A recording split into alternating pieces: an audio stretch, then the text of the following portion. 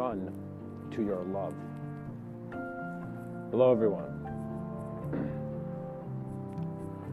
I would like to talk about today of the great teachers that our emotions can be in showing us how a moment of love can give you a total new understanding of your own existential intelligence.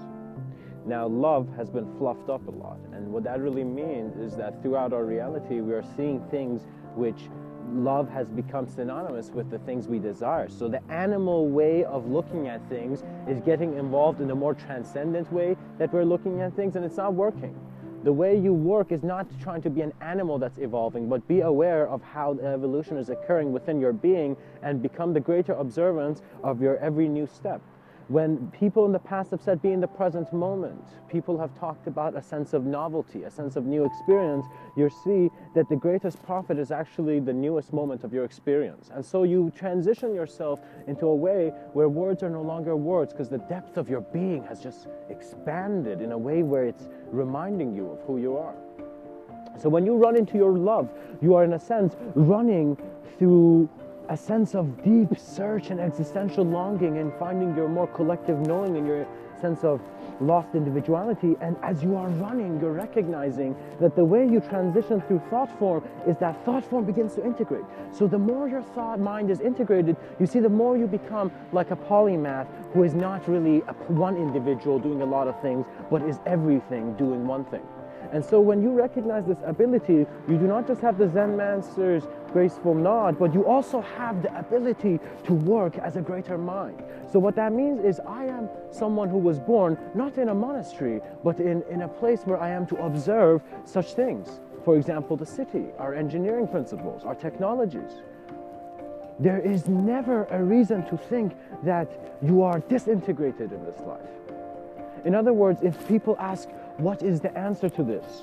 What is the solution to everything? I will say it is your existence, because I know that the treasure revealer knows of different values of treasure, different values of existence, that through different sensitivities and knowings and different ways that you're accessing your memory, and in a sense it's kind of sprouting again in the soil of the new, is that the gentleness of a bird's wing will even remind you of the many designs that you have made before in your own being. When one being recognizes he's many, there is an ability to, in a sense, burst into the light of omniscience. And so you're always running to your love, but the more consciously do it, the more you dissolve into a greater ability of, let's say, more subconscious or unconscious expression. I don't want to say unconscious because it's more integrated. That means you are an experience of the moment that is aware of both your conscious and unconscious principles. And it's amazing because it depends on the nature of your being. So similar to how some people have certain preferences, or, you know, for example, we have different handwritings, similarly in our modalities of thought based on the design of what we are conscious of, the way we become aware of the unconscious is by being the observance of the conscious. In a sense, there is no term unconscious. Any term of subconscious, any word, any shape, any symbol of that is not accurate. And so that is why many prophets have come before and have broken the idols of man's worship and have taken man to a direct experience with one. And what is that sense of oneness? It is the sense of oneness that encompasses your moment. So once you become a direct involvement of exactly where you are beyond thought, in other words, thought can't follow you in this realm of self-observance, then you become a clarity which recognizes the ability of transparency to see anything. And so your knowing is no longer something which you're learning, but you become the teaching. So in a sense, the student evolved into the teacher, and the teachers thought that was it. No, many teachers recognize that beyond the teacher is the teaching. And so now it is time for man to become that teaching. And so to run into your love means to look at what your truth really means to you and to jump into the core of it. Try to look at the etymology of where your meanings are being made if you could write down books of where you are. So what that means is your self-observance will show you the nature of your being, that you cannot remain as an individual form. In other words, once the water is heated up, it is gas. And so the nature of your understanding shifts. The intelligence of the existence becomes a graceful one. You no longer need your iPhone that much, but you need your eyes to be open and not distracted when a phone call happens. You see, engineers and technology is a different form of walk than that of a man going into self-awareness. So for my life, I did not even see value in engineering and technology. I did not have any interest, because I thought my whole life I wanted to go and just dissolve into my experience. What that means is that I didn't want to walk this life. I didn't want to walk my walk. So what happens is that even in Tibet, we've had many great beings, which I just saw their life and I could totally understand, wow, what that guy was telling you, you know? You know, that's a life problem, whether deciding to become an omniscient experience of all that you are through a moment of stillness in which all dynamic experience is being had, or walking and becoming an individual movement which is inspiring other individuals to simply look up and see that how could, in such limitlessness, we can have a limitation. How is that even possible? So what that means is that there was a certain being in Tibet who this being suddenly remembered who he was. And so he was a great man, but a great man who was young in his training, and so he had a guru. And so this man wanted to go into a cave. He had received certain meditative states where his expression could be found in a more accurate way through stillness and silence. What that means that the way I can enjoy my own expression is actually when I shut down all my movements to observe what is there. But to move your body also creates new movements which are required. So this man, this Tibetan, who's a very great Tibetan guru, you know, teacher, but at his earliest age, let's say in his 30s, he wanted to just go into a cave. And at some point, his guru, the one who had introduced him back to his light, comes back to him, this man, this very, very close companion and mirror of life, comes back to him and tells him, no, you are meant to go and speak. And so a man who did not pursue language because his interest was in silence and stillness of the cave, suddenly is given an intuitive glance by his teacher, who is his teaching, which he also encompasses and emanates, discovers that he has to walk into the individuality and the separation of man to be a collective understanding. If you who have any idea that you're enlightened, that's a good idea, but now apply. Really see if you're there. Really see if you are satisfied with the sense of clarity you have. Do you feel you don't know things, or do you feel you know things? And it is that question that sparks a fire within you. It sparks a fire that you see, if I am a candle and this is my light, I better shine clearly. And so you do not ignore any opposition, but utilize it, similar to how the grace of the drunken master would, in a sense, let every shot thrown at him playfully move aside. Do you know? Playfulness is actually a very powerful sign of mastery. You will see that after you have learned to move that pen in your fingers in class, you would suddenly see that you're playing around with it. And so the intensity of your involvement in how much you play leads to great things. So what that means is, you as a parent, or any human being who's observing a child of a younger generation growing, you need to really clearly observe and see in what manner, in what intensity that kid is involved. For example, I noticed, for me, my whole life, reading was a bother. But then I realized, oh my God, it's because of the speed of my reading. I was reading too slow, and that is why it will not occur. So sometimes you see that you have to move yourself to move that which needs to allow you to move. So what that means is, don't just call the Savior. Don't just have a faith without action. In other words, before I, let's say, speak, before I have to express my, or in a sense, be in the forms of my choosing, and also the forms that I have chosen, you will see that the greatest acts require an selfless and emptiness to an existential awareness. So think of every great speaker recognizing that his voice is being heard by others. And so as he's dictating other men's attention to reality, there is a selfless responsibility. In other words, every speech that has ever been given that has moved other men, has wakened them up, is because that speech was also within them. The might and potentials of a great speaker are in the human form. And so you are required to amplify your ability in your human form. You do not need to be depressed or stressed. You need to have an engineer's mind. You need to have an artist's mind. You need to have the drunken master's mind. You can have anyone's mind, but be playful and begin engaging your environment. Learn from your problems and let your problems tell you the answers.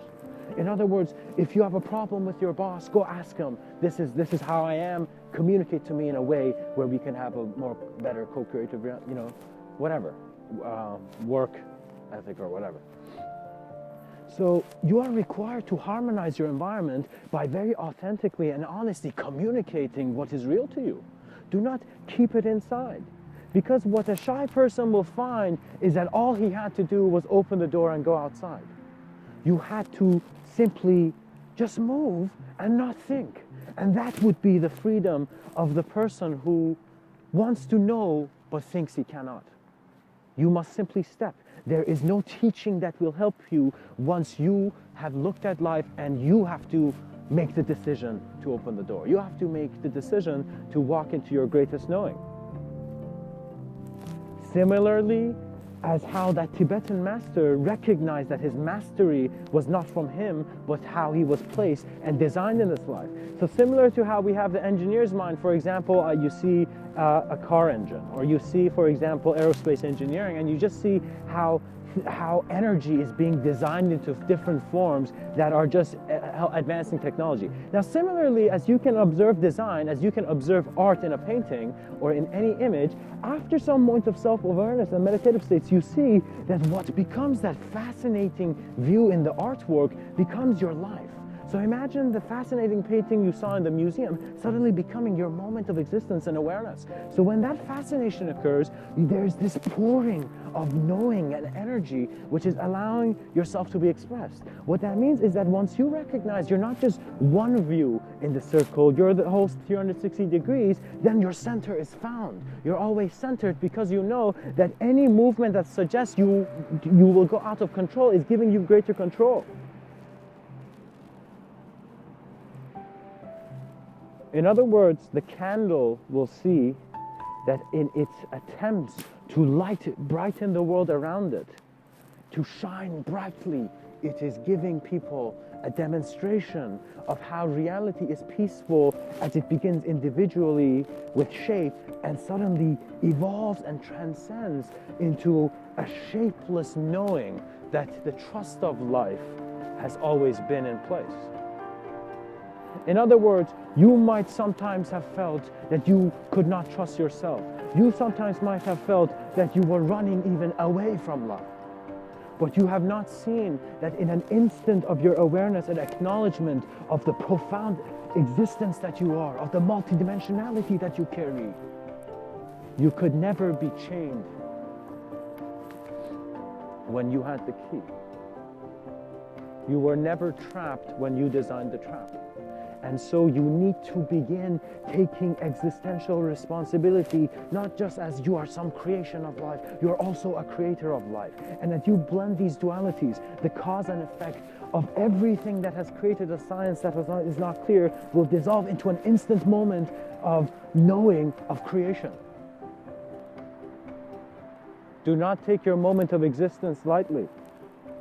Because once you become playful with your ideas, the speed of thought moves very fast in your mind.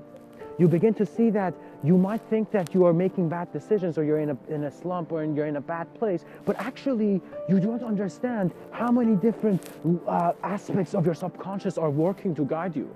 It's as if there's a huge tidal wave behind you and you're not seeing the enormity of the falls. Because when I went to Niagara Falls, even before seeing the falls, when I heard the sound of the water, I felt a presence. It's as if there was such a respect for this aspect of life that was showing itself to us. You do not see it. It's as if You know, for a man, he sees the beauty of a woman, for example, you know, and he wants to, in a sense, become more of an experience of revealing and seeing what happens next. But the beauty of life is not just from its individuality. The beauty of your relationship with your partner is not just because of the ideas you have or who you're with or what you're doing, but it is the collective embrace of not just your bodies, but your moment of being. You see, our communication needs to become existential. What that means is we need to dive into the deepest part of this pool of ideas, this pool of mankind, and run down, touch the bottom of the pool, feel the pressure, feel the core of suffering. In other words, we run to death before we run to love, and we say death. Our beloved death. In this existence, it is the non-existence that dies into us.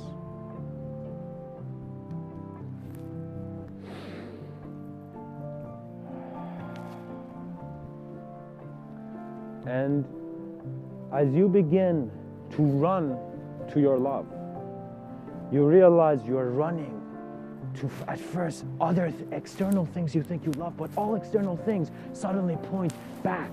And you realize the wisdom in the, in a sense, plot of the alchemist, or the ending of the alchemist by Paulo Coelho. And you recognize that treasure is really found in ruin, as many have beautifully said.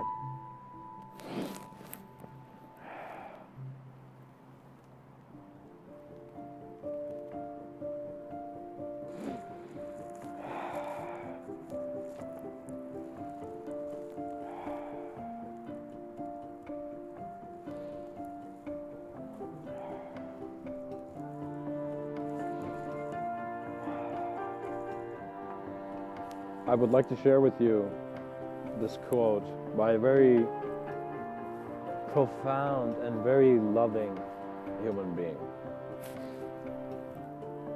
This person, his name is Rumi. He's a Sufi poet. And he has this poem which I would like to talk, very relevant to what I've been saying, called This Moment, This Love. And so it goes, this moment, this love comes to rest in me. Many beings in one being. In one wheat grain, 1,000 sheaf stands. Inside the needle's eye, a turning night of stars. This moment, this love. And I want to take your attention to both the beauty of the whole poem, but also an individual aspect of it where he says, this moment, this love, comes to rest in me, many beings in one being. In one wheat grain, 1,000 sheep stands. And so I want to take the significance of that and suggest that is exactly what we are now understanding. This human being back then had a greater understanding, and he had steps so far that he had recognized that man will eventually confront his multidimensionality. And so he beautifully, in his words, left that beacon to be found. So in regards to running to your love, you will see that you are not running, but in a sense, moving beyond all limitation at an instant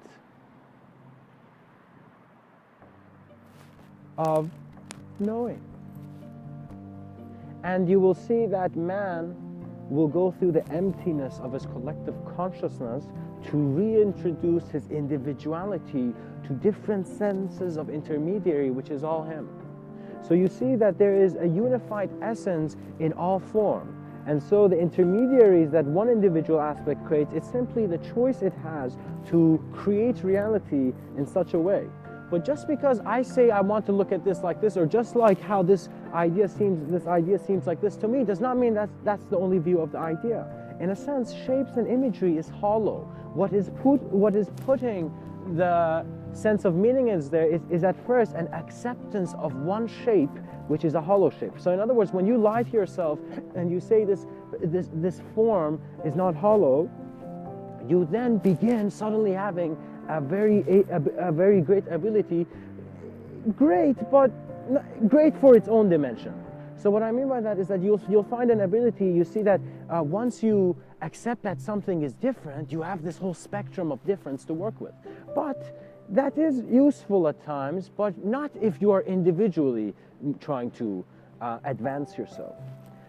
Individually trying to advance yourself means that you are thinking that you are a thought, which needs to become a better thought, but you can't because you're thinking that you're already this thought. How can this thought be another thought?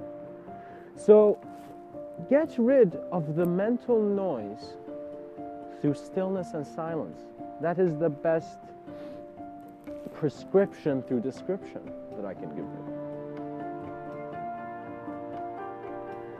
Because in silence and stillness, we begin confronting and acknowledging human existence through different sensitivities.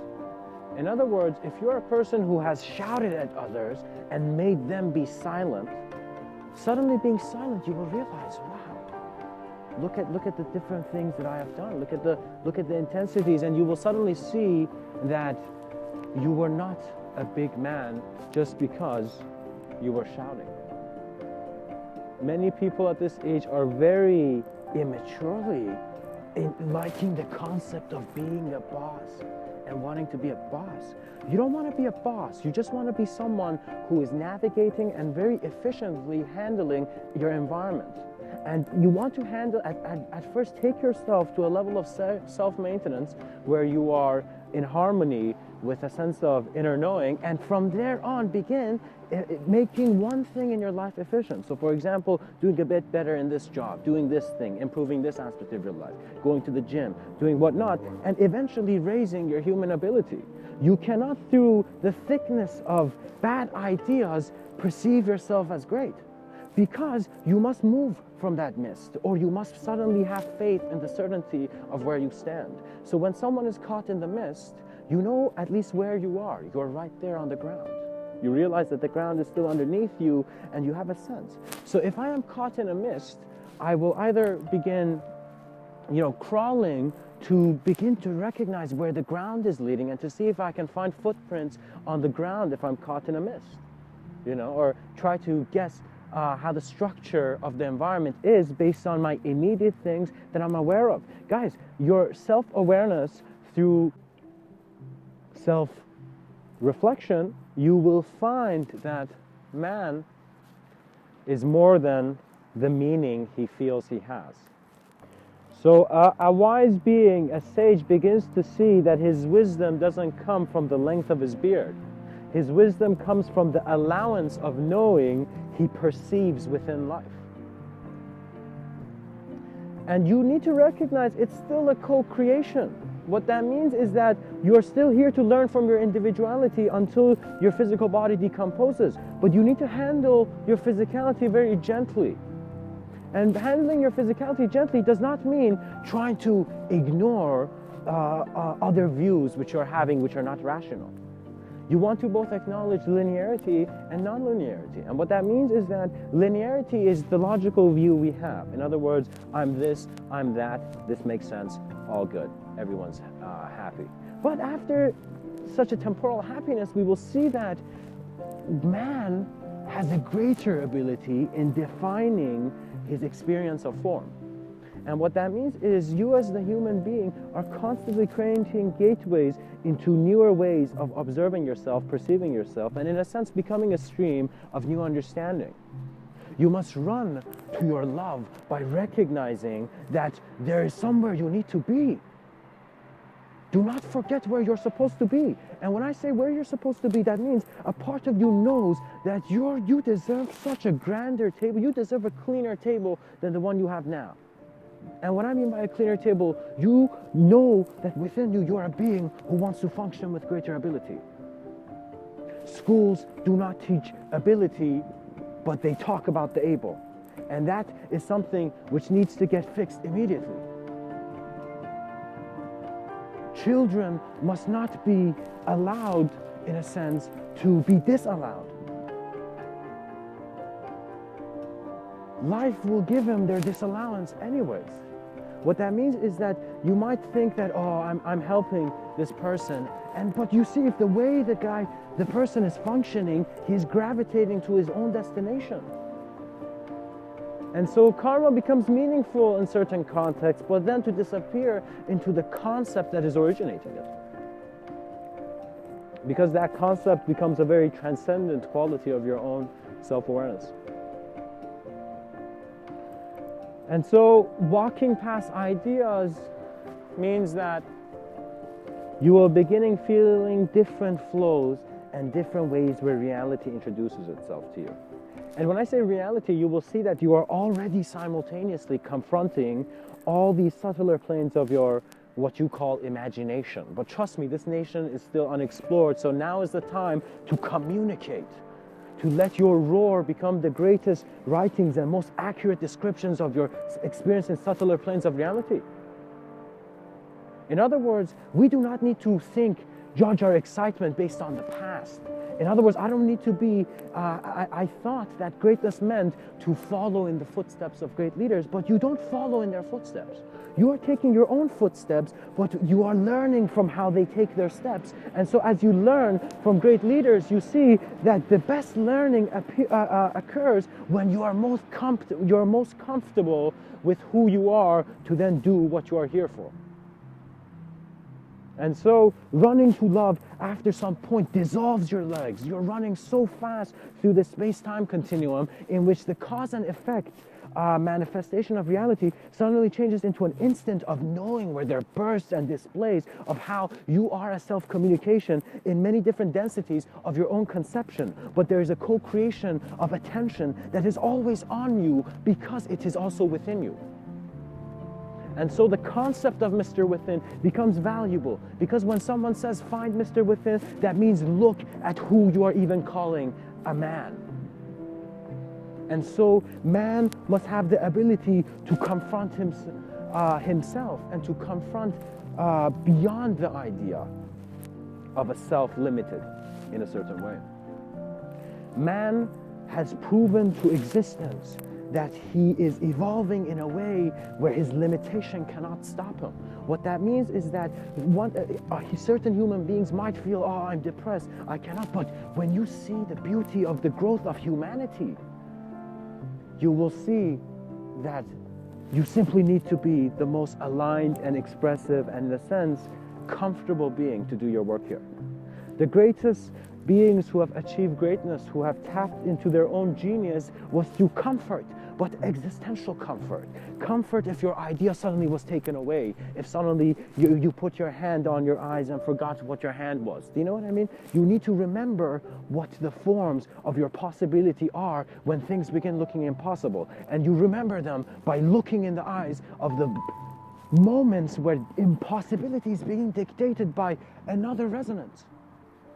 What that means is that when someone else is speaking, you do not speak.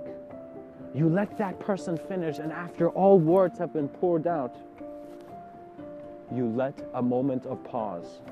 And so after silence has acknowledged everything that being wanted to say to life, then you begin to speak through the silence of existence to humanity. And so it's very similar, because in my talks, I talk about developing pilots of consciousness. And so that's a playful idea suggesting that we want more self-awareness to become aware of our experiences in more multidimensional facets. So it doesn't matter what shape or form you are, contribute in communicating the experiences you have, so we can begin having some data to work in exploring the nation of our imagination, the images of that. So what that means is that I'm recognizing, as an engineer, we do not have enough info of the subtler planes. So when we don't have enough info, we need to create it. So before even one man can begin thinking of creating inventions that are, in a sense, the blend of reality through the eyes of man, or through the eyes of consciousness, as one is to be, then you will see that the pilot knows that the plane is at a different reality of elevation. So every elevation, every movement of the plane is a different reality. So the pilot will not assume the same plane of existence when he's in flight, because the plane is at a different movement, different pressures are on the plane. And so pilots of consciousness recognize that the plane of existence which we are given as a stable one, in other words, the bookmark we are given in the vastness of the cosmic unknown, is that we have this present plane of reality. Man is a form and he's real. And so science has contributed beautifully in telling man, this is your stable point. But now the beings which in other words, the greater ability of man is calling to him. You will see moments of life telling you, you are a more expressive moment. And so do not keep yourself limited when you know what you're here to do. And run to your love. Run. Because when you run, you dissolve into the embrace of the integration of all forms that you thought could hurt you. So in other words, instead of thinking that in the future extraterrestrial consciousness, or even in these sci-fi movies they show us of aliens, that there is war, there is not war, those are not wise beings. A wise being does not keep a reality of hate, but acknowledges it to educate. And so I have had very beautiful glimpses in my own subtler realms of conception that the tactics, if we were, I'm going to get a bit animated and playful here, but just to suggest a certain point, that if we were in a battlefield where different formed life forms were, let's say, in battle. Let's say different life forms that were in battle. We see that every soldier, which is some alien form or whatever, whether it has a bunch of hands or not, or whether it's just jello, I don't know. But let's say if these aliens are, in a sense, in battle, I saw a playful way that every one of them was trying to dissolve and destroy the other. So what that means is that man, and not just man, but in that vision I had, I simply saw that the way we confront people that are trying to break us is to break them. But in my vision, where I saw that battlefield of these extraterrestrial senses of archetypes and images, these are of course my playfulness with my own imagery in mind, but what I saw there was that there was one soldier that was not a soldier. That in my vision that I saw that there was one being who stepped down in a battlefield where all beings were fighting and just emanated a white light and just walked. And so this being was not a soldier, but he was such a presence that every view of the enemy could not remain individual. So you see, the beauty of an enlightened mind is that he will remind individuality of the integration it is. And so in that vision, I saw a being walked so gracefully in the most destructive reality of extraterrestrial form.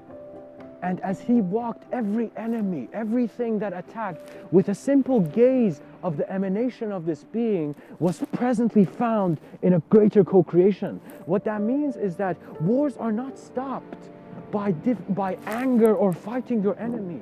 Wars are stopped when you become the collective embrace of all duality. When the soldier recognizes that there is no difference between his gun and the body which will fall at the end of his time. Do not occupy yourself with acts that do not allow visions of your greatest joy. What that means is that the moment you are feeling insecure or you feel you are being hurt by social pressure, I have a way of suggesting, this is Mr.Within's way of, let's say, handling. I feel people can utilize this way of thought, in the sense that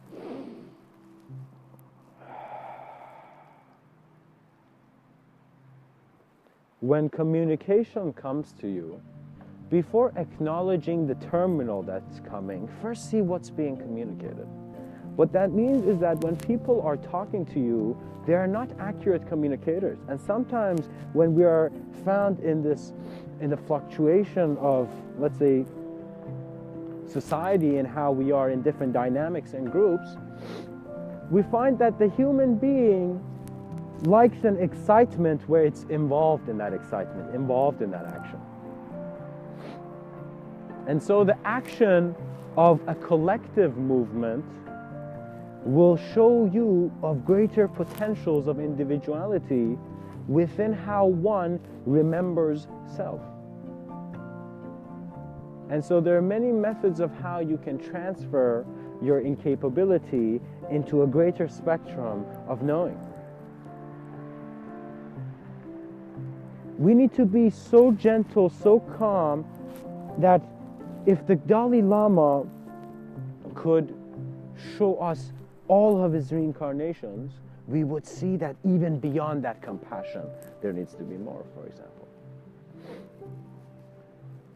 Krishnamurti says a very beautiful quote, and he's a very graceful man, very wise man. And he says, I am compassion with its own intelligence. So do not think that by having more sensitive, gentler ways of being alive, by having more joyful ways of alive, that you don't deserve that. That is actually where you're suddenly finding just the writer's table to write your greatest book. Take yourself to the state of harmonious internal experience, and so external experience does not bother you, but becomes part of your greater knowing of how life is moving. You must not shape the shapeless out of an obsession to find things out, but you must allow the shapeless to be introduced to your self-observance of any shape. And similar to that being who in my vision walked among those who thought fighting was a greater act of survival, forgot about the collective knowing that maintains all beings. And so in my vision, that being of light that walked and in a sense transitioned suddenly with its mere presence different realities, you really see the ability of form into creating any new potential of its own shape through a formless knowing. That is your intuition. And your intuition is at first your guide, and it's a guide that is leading you to a moment within your external relationship that you suddenly see that it is all originating from an internal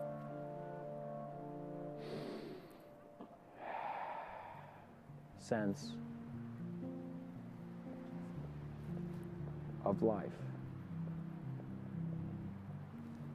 And so even you see many people suddenly realize that what they're looking at could potentially be an internal holographic experience of all reality, which is constantly changing. But regardless of that dynamic of approach, I have always known and I have communicated that our greatest technologies can only come when the users of technology have remembered their greatness.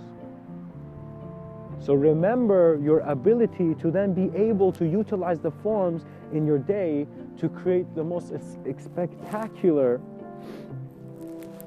act of action, let's say, at the end of the day, and you can simply see the fireworks of your doing. You can really enjoy it.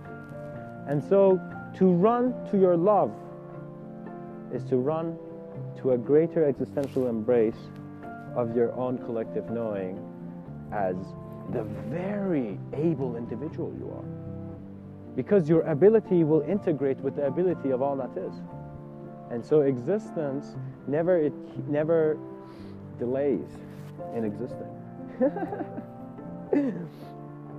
Perhaps in certain relationships you will experience, form being very, very slow to a degree that it changes your space and time.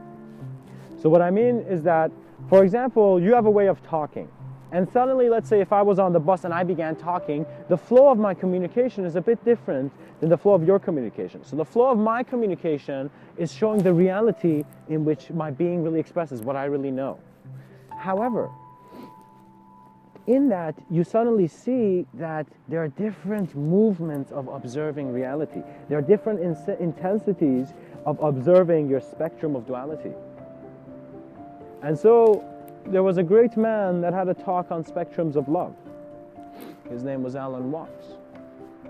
But now, it is very important to look at why Alan Watts even had the spectrum of love. Because we see that in the greatest minds of our leaders and visionaries, what are their greatest questions?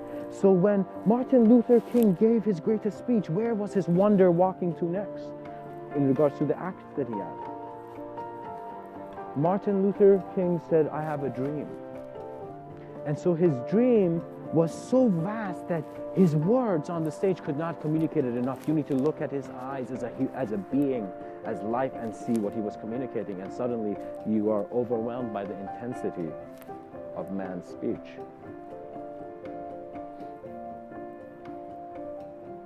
Acknowledge all difficulties in the life by not saying that's easy for me to do, or I know how to do this, or I don't do this. Have a sense of humility, because you need that humility to have a clarity in the present moment of what is happening. So in other words, if I just draw one picture, I don't go tell everyone, oh, I'm an amazing painter, you know? You can't say it, but then you're not really a painter, because you're not painting, you're wasting your time talking to others and telling about yourself. You see, I find that the way people feel attention can come to them is by them making a lot of noise. Actually, you don't make any noise. In other words, be silently comfortable with your own reality and the pace that it's moving, and simply allow yourself to just do your work so authentically, so honestly, and so immersed into every movement that you cannot be left unseen. You will see that by cultivating a self-awareness to your presence, it is that knowing which gives you even an idea that you have faith in something. And to be honest, your faith surpasses even the word faith. And so man must have an ability when there is a serious introduction of new energies to a certain plane of existence to take off the veil. It's as if we've on purpose put these blindfolds on over our eyes and wondering why we're not having fun or we're not seeing our friends. You know, you need to get rid of the veil by getting an experiential understanding of the integrative manner of your existence. So what that means is that you have a perfect dictionary of separation the moment you open your eyes to see the difference between shape, size, space, and time. You must see the existential engineering you have, and through observing the engineering that is now, reverse engineer your own conditioning. So see how you have been conditioned, and in that observance, utilize that conditioning to add spice to your greatest work. So any experience that you have gone through which you think was bad, good, or whatnot, don't just call it bad, good, utilize it. Allow it to become a part of your brushstroke. And so that is when running to love is truly an omniscient embrace. It is a reunion. Reunite in the greater knowing that you are, to see that there was never a hierarchy that could limit such greatness. It is now time for the pilots of consciousness to wake up. It is now time for every man to find Mr. Within. Because in doing so, you will activate your own ways of approaching all the shapes and objects and subjects that you perceive and see and keep. So in other words, in engaging in self-engagement, you empower yourself as a self that is able to integratively, knowingly, and innately and intuitively be an instant expression of greater knowing and action. Great leaders are always touched by life to see that they were always untouched. You will see that life is leading you because it is your moment of experience that is intensifying. And so now man has an ability to confront these intensities, and in running to your love, you will activate your ability in compassionately handling simultaneous views.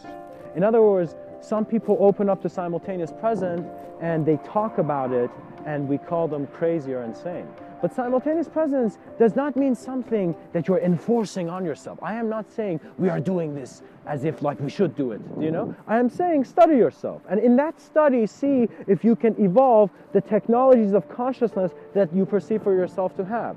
For example, language is a technology that affects consciousness. Light is the mystery of consciousness. And so is also sound. Because sound has a different nature than the light within your eyes that is present now here. So the chaotic void will show you new orders of your own being. And so if you thought that you were only in this blueprint of reality, you can perceive yourself to be a blend. And so what that means is that the designer never made a mistake. And existential design means man's acknowledgement of self, which has been the only thing that man has ever been able to do, and is the only thing that man can do. Humanity acknowledging self through different forms and different senses of transcending and shifting into greater visions and greater views. And so do not let anyone take away your sense of sacrament, which is allowing your knowing and intuition. Sacrament does not mean that you are acting. It means that you're aware of the actor, and so you flow. And so in this flow, your intuition is moving at that speed. You will see that intuitive knowing is actually such a trust in how the subconscious comes into your conscious, that, or how the unconscious forms come into your conscious, let's say, or that you are simply prepared for every moment of being. And so your joy of life introduces new dimensions of self, which give you an ability to be an intermediary for man to really shine the brightest light and the most transcendent hues on man's individuality. Run to your love. For in that remembrance, you never needed to run. Much blessings, and